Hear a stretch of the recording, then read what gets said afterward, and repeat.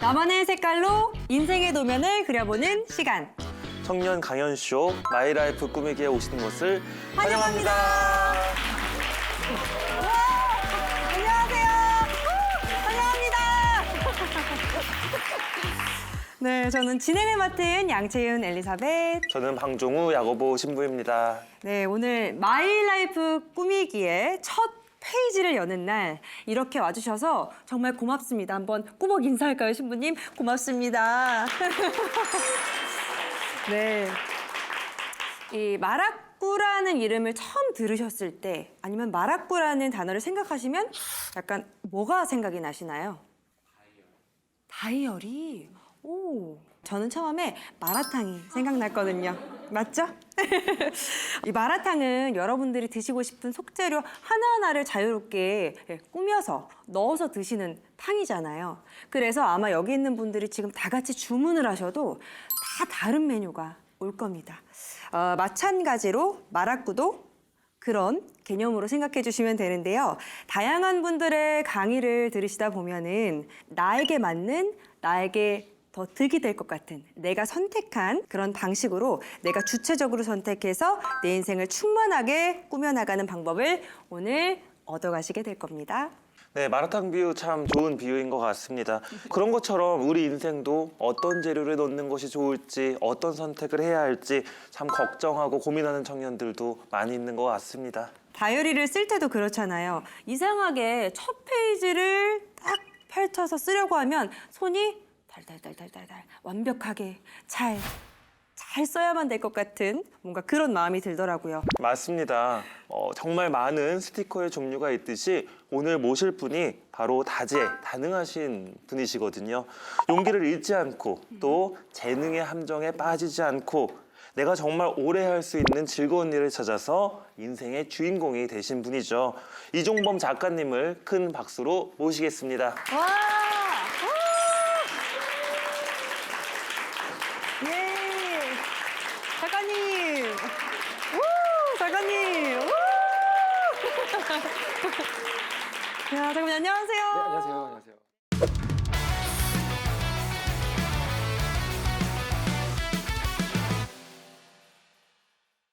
네, 그럼 이렇게 작가님을 반짝반짝한 눈으로 바라보는 청년들에게 오늘 강연 주제 한번 소개해 주시죠.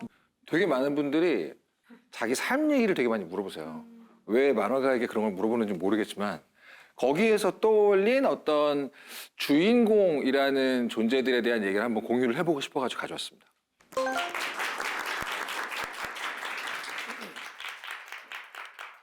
저는 심리학 전공인데 만화가지만 심리학을 전공했습니다. 근데 심리학을 전공하면 인생의 어떤 그 단계들을 좀 나누거든요. 근데 재밌는 게 제 은사님이 저한테 무슨 말씀해 주셨냐면 청년의 기준에 대해 생각해 본 적이 있냐고 저한테 말씀을 하신 거예요. 청년의 기준. 본인들은 잘 몰라요. 여러분들은 어떨 것 같아요? 청년은 어디부터 청년이라고 생각하세요? 되게 여러 가지 정의가 있거든요. 근데 가장 절망편을 말씀드릴게요. 어렸을 때 우리가 청소년이나 뭐 유아기나 이쪽으로 얘기하는 욕이랑 청년으로 얘기할 때 여기 넘어올 때죠. 넘어올 때 어떤 게 제일 크게 변할까란 얘기를 학자들이 많이 해요. 그중에 아주 절망편 하나가 뭐가 있냐면 자기 자신을 인생의 주인공이라고 생각하는 나이에서 엑스트라라고 생각하게 될 때쯤이 청년이라는 거예요. 너무 슬프지 않아요, 여러분? 근데 슬프죠? 꽤 오래됐어요. 이런 정의가 학술적인 정의는 아니지만 심리학자들이나 발달 심리학자들이 이런 얘기를 한 지가 되게 오래됐어요. 근데 왜 그럴까요? 왜? 제가 만나는 사람들이 전부 청년이에요. 20살부터 늦게까지 데뷔 준비를 한다고 해도 다 20대 안에 끝나거든요. 완전 청년들이죠. 그분들이 많기 때문에 제가 주로 듣게 되는 질문들이 그거예요. 왜 이렇게 됐을까에 대한 얘기예요. 쉽게 얘기하면 나 분명히 옛날에 어렸을 때는 주인공이라고 느낀 적이 있던 것 같은데 다 기억나세요? 의식을 못 하셨어도 스포트라이트를 받고 있다는 감각을 느끼는 나이가 있어요. 어렸을 때. 누구는 조금 일찍 그 감각을 잃어버려요. 누구는 좀 늦게 잃어버리고. 하지만 다 똑같은 점은 결국은 그 감각을 잃어버리거든요. 그래서 엑스트라가 됐다라고 느끼는 사람도 있어요. 근데 정말 극소수의 예외들이 있죠. 그 사람들은 자기 자신을 주인공이라고 생각하고 쭉 나이를 먹어서 20대를 뚫고 30대, 40대까지 갑니다. 뭐가 차이가 있을까? 라고 했을 때 이 문제에 대한 가장 그 권위자는 누굴까요? 만화가들이에요. 만화가들. 왜? 만화가들은 평생을 주인공을 만들잖아요. 그래서 오늘 할 얘기가 뭐냐면 저 같은 작가들이 뭐 넷플릭스 OTT 시나리오를 쓰시건 영화를 쓰시건 웹툰 웹소설을 쓰건 항상 무슨 생각을 하냐면 이 주인공 사람들이 좋아할까? 매출이 좀 나올까? 매력적일까? 이거 고민한단 말이에요. 그러다 보니까 주인공이라는 딱지를 붙인 인물들의 특징을 진짜 많이 공부해요. 그 얘기를 여러분하고 공유를 하면 내가 왜 그 주인공 같은 느낌을 잃었나에 대해서 좀 눈치챌 수가 있어요. 여러 명의 인물들이 나와요. 이야기에는 항상 주인공을 비롯해서 여러 명이 나옵니다. 근데 그 중에 누가 주인공 자리를 쟁취하게 될까요? 이게 되게 중요하거든요. 이걸 잘 모르게 되면 작가들은 망해요. 1, 2, 3화 도입부 애니메이션 5분, 10분 안에 주인공이 딱 나왔는데 다들 한 번에 그 사람을 좋아하게 돼야 돼요. 그럼 이제 이렇게 물어볼 수 있겠죠. 어떤 종류의 이 캐릭터가 주인공 자리를 꿰차게 될까? 이런 생각 해보신 적 없으시죠? 등장을 했는데 누가 봐도 너무 잘생기고 멋지고 딱 봐도 주인공처럼 등장을 했어요. A란 인물이. 근데 두 번째 다음 페이지에 등장한 인물이 누가 봐도 얘는 1화에 죽을 것 같이 생겼어. 김전일로 치면 이름도 안 줬어. 이런 애인데 만화를 보는 모든 사람들에게 이 두 번째 등장한 사람을 주인공이라고 느끼게 만들어줄 수 있어요. 주인공에게 핵심이 뭔지를 알고 있으면. 오늘 그 얘기를 할 거거든요. 이 얘기를 하고 나면 내가 저거를 잃은 지가 오래됐구나 라는 느낌이 와요. 이 얘기를 하려면 약간 돌아가야 됩니다. 제가 만화에 대해서 공부를 하고 싶은데 전 전공생이 아니라 그랬잖아요. 혼자서 만화 그리고 연주하고 그러고 살다 보니까 누군가한테 스토리 쓰는 법, 그림 그리는 법, 연출하는 법을 이제 배우고 싶잖아요. 온갖 대학교의 수업들을 듣고 영화 아카데미도 가보고 드라마 작가 시나리오에도 아카데미도 가보고 막 가봤어요. 그 당시에 제가 한국에 출판됐던 작법서를 다 사서 봤거든요. 근데 너무 놀랐던 게 뭐냐면 제가 그 당시에 그렇게 알고 싶었던 핵심적인 개념이 재미라는 거였거든요. 재미에 대해서 아무도 안 가르쳐 주는 거예요. 왜냐면 저는 그때 너무 돈이 없어가지고 알바를 하루에 3개씩 항상 했는데 돈이 그렇게 없는 내가 만화책을 사고 있더라고요. 그때 직감했어요. 야, 나 같은 지경에 빠진 사람도 재미를 위해 돈을 쓴다. 인간의 본능이다. 그렇다면 내가 분명하게 어떤 재미를 줄 수만 있으면 나는 분명히 돈을 벌 수 있어. 나는 확신이 있었거든요. 그래서 무슨 짓을 했냐면 약간 정신 나간 짓을 합니다. 당시에 제 작업실에 만화책이 어마어마하게 많았어요. 대략 3만 권 정도 있었어요. 3만 권. 근데 그 중에서 야, 이건 누가 봐도 굉장히 재미있는 만화책이다 싶은 것만 다 고르기 시작했어요. 싹 모았어요. 당연히 여러분들이 알만한 이름들이죠. 슬램덩크, 드래곤볼, 기생수 다 거기 있는 것들이에요. 당연히 돈을 많이 번 책들이에요. 누가 봐도 아직 안 본 적은 있지만 한 번 본 사람은 없는. 그거를 다 모아서 한 곳에 제 당시에 반지하였던 작업실에다 모아놨어요. 딱 모아놨더니 대략 3천 작품 정도가 되더라고요. 근데 아무리 봐도 이 작품들의 공통점이 안 보여요. 근데 여러분들은 지금 여기 모여있는 3천 작품들의 공통점을 알고 계시죠? 제가 방금 설명드렸잖아요. 이거 무슨 작품들이에요? 엄청나게 재미있는 것만 모아놓은 거예요. 그래서 여기 있는 작품들의 공통점을 제가 수출할 수 있으면 그게 재미의 정체 아닐까라는 생각을 한 거예요.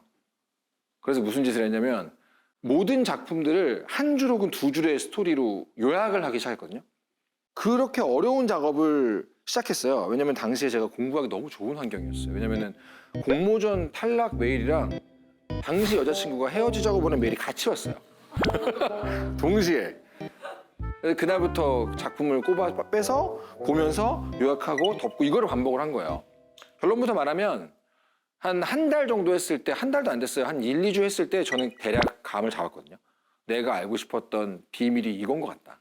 하지만 방금 말씀드렸듯이 너무 공부하기 좋은 때였기 때문에 저와의 약속대로 전체 3,000종을 다 하는데 반년이 걸렸어요. 그때 저는 이제 어디에도 가지 않고 누구도 만나지 않고 일어나면 만화책 보고 정리하고를 반년 동안 한 거예요. 6개월 동안 3,000작품이에요. 한 달에 500작품이죠. 한 달에 30일쯤 되잖아요. 그러니까 하루에 못해도 10작품에서 그 이상을 보고 분석을 한 거예요. 계속. 반년 내내. 그러니까 지금 이제 6개월이 지난 지금 저는 제 작업실 책상에는 3,000줄이 있는 거잖아요, 지금. 그죠? 제가 두 가지 사실 때문에 너무나 놀랐습니다. 이 두 가지 사실은 뭐냐면 하나는 여기 적혀 있는 이 3,000줄, 검증된 재미있는 3,000줄의 줄거리가 정확히 문장이 똑같은 형식이었다는 게 놀랐고요. 두 번째로 놀라웠던 건 그 똑같은 형식이라고 말하는 그 문장 형식을 저는 지금까지 재미없다고 욕했던 그 수많은 작법서, 수업들 거기에서 다 들었던 거였어요. 왜 이렇게 될 수밖에 없는지를 알게 된 거죠. 그 형식이 어떤 형식이었냐 말씀드릴게요. 지금 별거 이게 누구나 알 수 있는 얘기예요. 여러분들 들으면 당연한 얘기 같은데라고 할 수 있어요. 누군가가 있어요. 이 사람이 뭘 되게 원해야 돼요. 간절하게 원해야 돼요. 근데 얻는 게 되게 어려워야 돼요. 이 세 가지가 다 들어가 있어야 돼요. 당연하게 들리시죠? 하지만 여기에서 벗어난 작품 중에 재미있었던 작품을 떠올려라 하면 거의 못 떠올려요. 왜 그럴까요? 왜 이 형식이 중요할까요? 간단합니다. 저희들이 하고 있는 작업, 이야기를 만드는 작업의 본질이 거기 있기 때문인데 이렇게 말씀을 드릴게요. 수십 년 전으로 가서 지금까지 평생을 살면서 기억에 남아있는 순간을 얘기해 보세요라고 하잖아요. 거의 다 방금 말씀드린 그 형식에 들어가 있어요. 무언가 간절히 원했는데 얻는 게 되게 어려웠다. 결국 얻었던 못 얻었건 상관없다. 예를 들면 어렸을 때 짝사랑했던 이성이 있어요. 입시의 기억이 있어요. 군대 때 기억이 있어요. 나이가 좀 더 가면 취업, 데뷔 이런 기억이 있죠. 내가 어렸을 때 너무 갖고 싶었던 게 있어요. 그날 아빠가 퇴근하면서 들고 오죠. 기쁘겠지만 그 순간을 인생의 기억으로 간직하지 않거든요. 너무 갖고 싶은데 엄마 아빠가 죽어도 안 사줘서 내가 아직 12살인데 신문을 돌려서 샀어요. 그러면 사는 순간 언박싱 감촉까지 기억나요. 무슨 말인지 아시겠어요? 거꾸로 말하면 사실 제가 말을 반대로 했는데 재미의 핵심이 그 형식이다라고 말씀을 드렸지만 사실 심리학에선 반대로 말합니다. 인간은 너무나 많은 것들을 경험하고 살지만 그걸 모두 다 기억하면 어떻게 되는지 아세요? 죽어요. 인간이 망각을 한다는 건 축복이거든요. 결국 우리는 뭔가를 잊어먹고 살게 돼 있습니다. 여기서 되게 중요하지만 그럼 우리의 뇌는 어떤 걸 남겨놓기로 결정할까요? 중요한 건 남겨놔야 되잖아요. 어떤 걸 남겨놓기로 결정했을까 할 때 그 기준이 방금 말씀드린 형식이에요. 다시 말하면 뭐죠? 누군가가 뭘 되게 원하는데 얻는 게 너무 어렵다. 이 문장 형식은 사실 인간이 자기 삶을 기억하는 형식이에요. 그래서 이런 형태의 이야기를 누군가가 딱 보잖아요. 그러면 자기도 모르게 마음속에서 나도 이런 적이 있었는데라는 마음이 드는 거예요. 다시 아까 전에 말씀드렸던 원점으로 돌아올게요. 주인공이 반드시 가져야 되는 덕목 얘기하고 있었죠.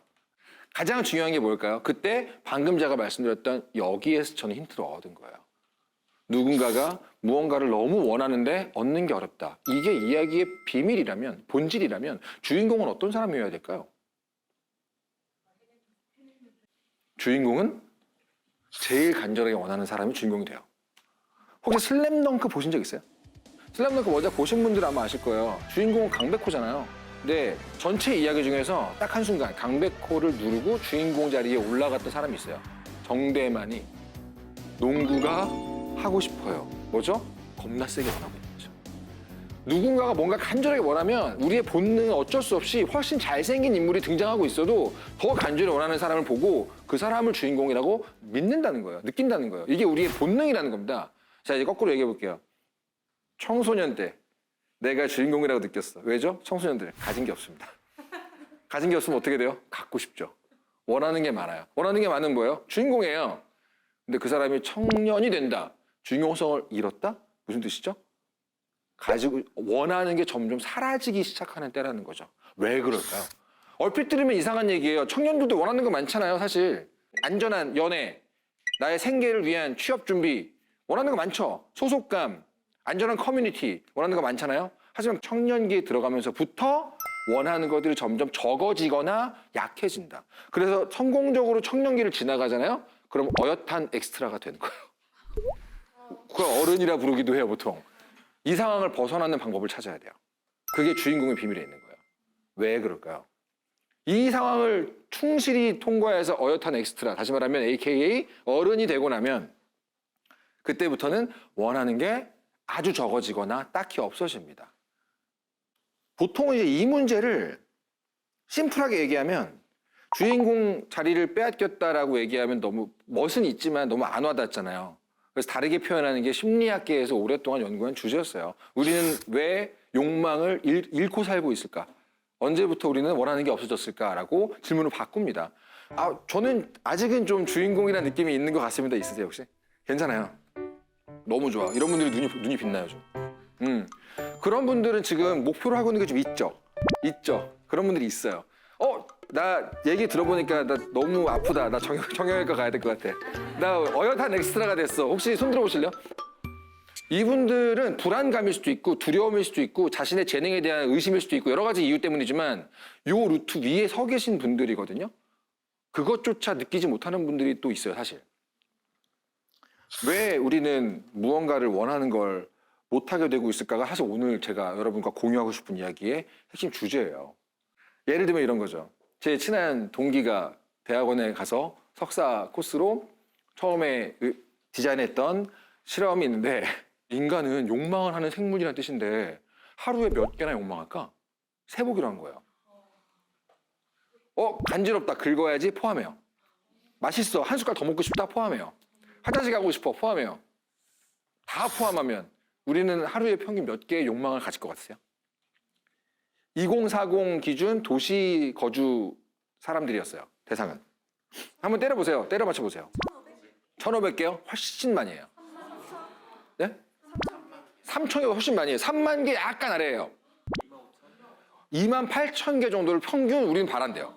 스쳐 지나가는 모든 욕망을 다 센 거예요. 우리를 스쳐가는 욕망이 거의 초당 몇 개씩 있다는 거죠. 그럼 하루에 28,000개가 평균이래요. 근데 이거는 이 실험을 위한 사전조사고 이 진짜 실험은 뭐였냐면 그렇다면 우리는 이 28,000개의 욕망 중에서 몇 %를 실현할까요? 마음 가는 대로 실현할까? 간지러워? 긁어. 화장실 가고 싶어? 가. 졸려? 자. 이걸 다 세면 몇 프로일 것 같으세요? 굉장히 슬픈 결과가 예상되지 않으세요?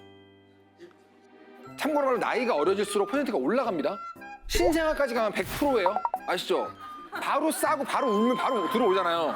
신생아는 100%예요. 거기서 이제 떨어지는 거예요, 점점. 무슨 이해 가시죠? 나이와 함께 이 퍼센트 떨어집니다. 1%예요.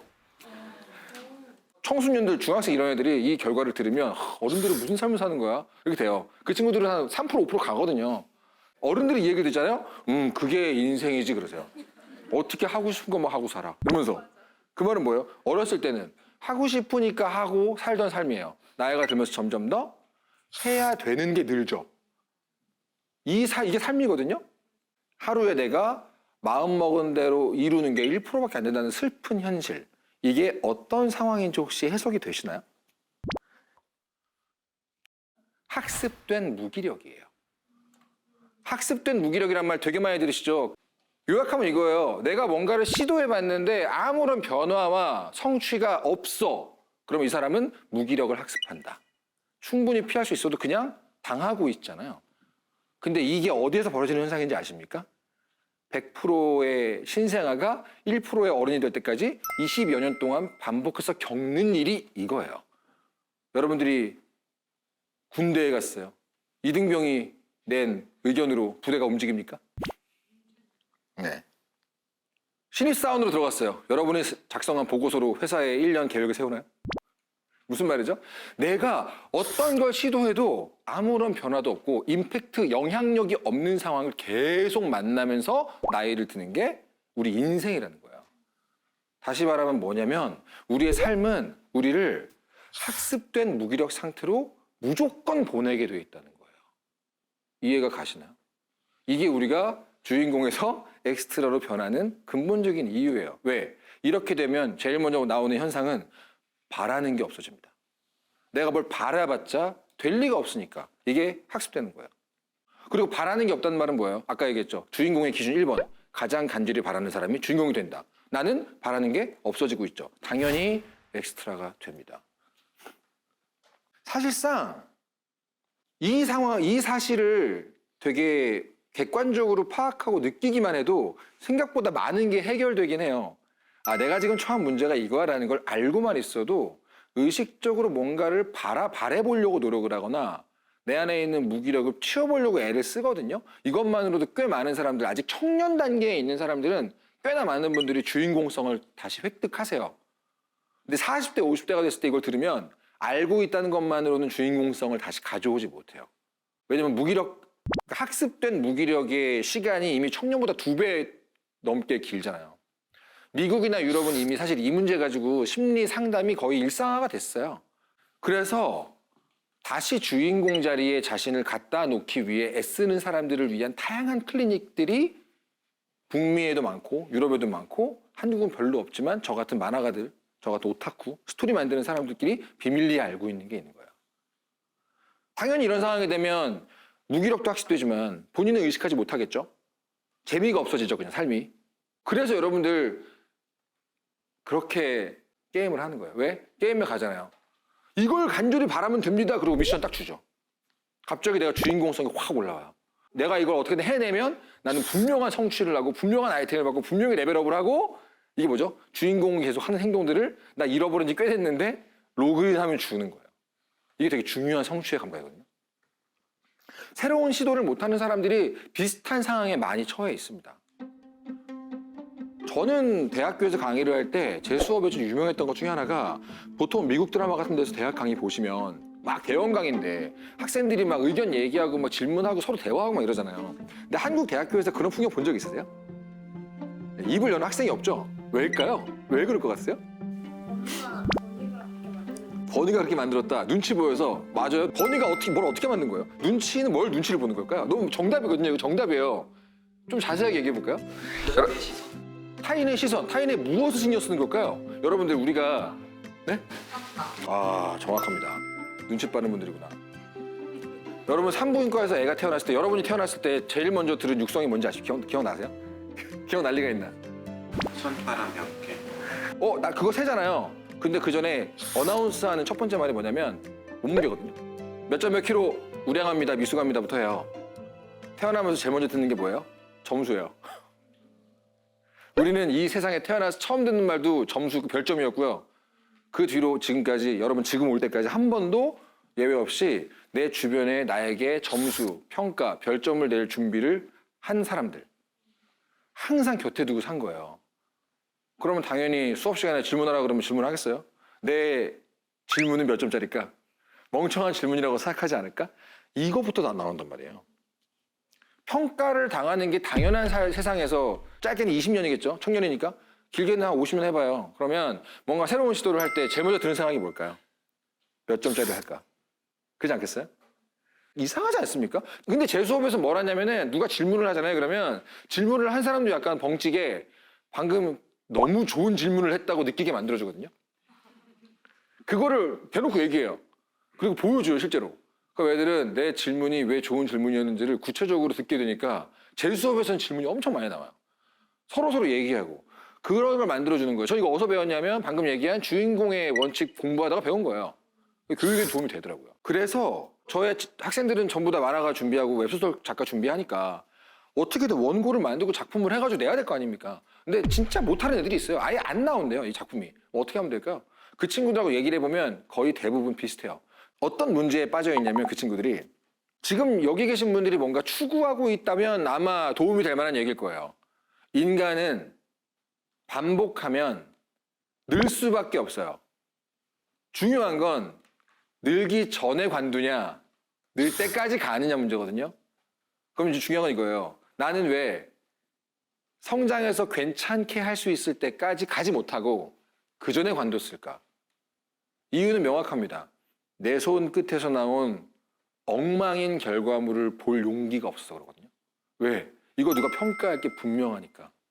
이게 주인공성의 상실과 같이 맞붙어서 오는 가장 안 좋은, 가장 슬픈 증세 중에 하나가 이거예요. 내가 이걸 하게 되는 순간 평가를 받을 거고, 평가를 받으면 낮은 점수가 나올 거고, 나는 그게 무섭고 보기 싫으니까 안 하기를 택하는 게 우리가 들어가게 된 엑스트라 루틴인 거예요.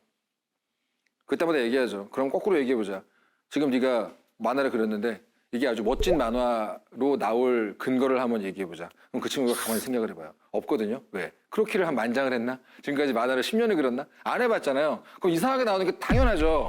근데 그걸 못 보는 거예요. 저는 그래서 엑스트라가 돼버린 사람들에게 항상 이렇게 얘기합니다. 들키지 마라. 남들에게 보여주지 마라. 뻔뻔해져라. 무슨 말이냐면 다시 주인공성을 회복하는 건 중요한 일입니다. 요거에 대한 일은 따로 해야 돼요. 그 전에 지금 시도를 못하고 있는 사람들한테 그렇게 얘기해요. 저도 그랬거든요. 신인 작가 때. 프로가 돼서 마음에 안 드는 원고를 보여주는 건 안 좋지 않나라고 생각하다가 이렇게 생각한 거예요. 죄송합니다. 좀 더 멋진 작가가 된다면 갚을게요. 지금은 이 정도로 만족해 주십시오. 그러면서 약간 뻔뻔함을 갖게 되자 그때부터 작업이 되고 커리어가 쌓이고 실제로 그 덕에 제가 늘 때까지 가게 되더라고요. 그런 걸 되게 많이 겪었어요. 주인공성의 재획득에 대해서 잠깐 말씀드리면서 오늘 여러분과 공유하려고 가져온 얘기를 마무리하겠습니다. 그래서 여러분들은 무조건 무기력에 빠질 수밖에 없습니다. 엑스트라가 되도록 준비된 게 이 세상이에요. 그럼 어떻게 해결할까요, 이거? 갑자기 알았으니까 지금부터 뭘 원하겠다 그러면 될까요? 뇌로 시작된 분석은 뇌로 끝납니다. 이 사실을 알게 된 심리학자들은 고민하기 시작해요. 그렇다면 어떻게 학습이 이미 되어버린 무기력에서 빠져나올 수 있을까?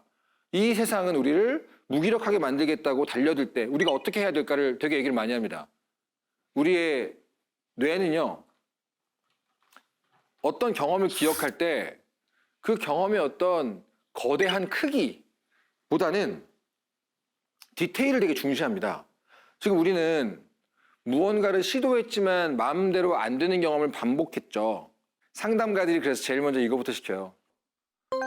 다이어리 꺼내서 너무나 별거 아니라 누구한테 고백하기도 부끄러울 만한 목표들을 씁시다. 무슨 말이죠?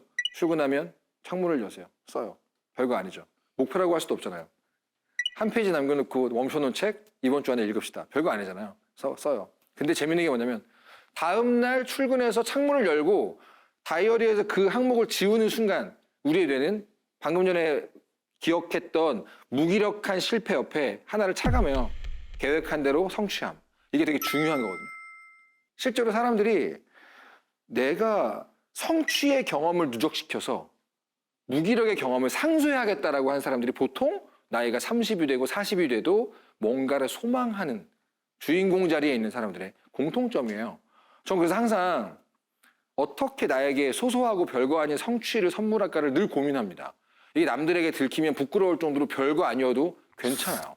이게 게임을 이용해도 괜찮고 어떤 식으로건 내가 뭔가를 바라는 상태에 들어갈 때까지 내가 약간 주인공성을 회복했다고 느껴질 때까지 되게 소소하고 별거 아닌 성취의 순간들을 모으거든요. 여러분들도 한번 이 얘기를 듣고 나서 생각을 좀 해보셨으면 좋겠어요. 두 가지를. 하나는 나 지금 어느 정도 급 주연이지? 주연인가 주연급 조연인가 조연인가 엑스트라가 많잖아요. 내가 지금 어느 정도 티어의 배우인가 내 인생에서. 그리고 만약에 썩 마음에 들지 않는 가격표가 나왔다면 언제부터 요 티어의 배우가 되었나를 한번 생각해 보시길 바라요. 분명히 내가 몇 살 때까지는 주인공 같았는데 뭐 닥치면 해보겠다고 달려들었는데 이런 생각이 드실 수 있어요. 그리고 나선 만약에 내가 마음에 안 드는 상태라고 한다면 어떤 성취를 나에게 줘서 주인공성을 되찾을까에 대해서 한번 고민을 해보는 하루가 되셨으면 좋겠습니다. 감사합니다.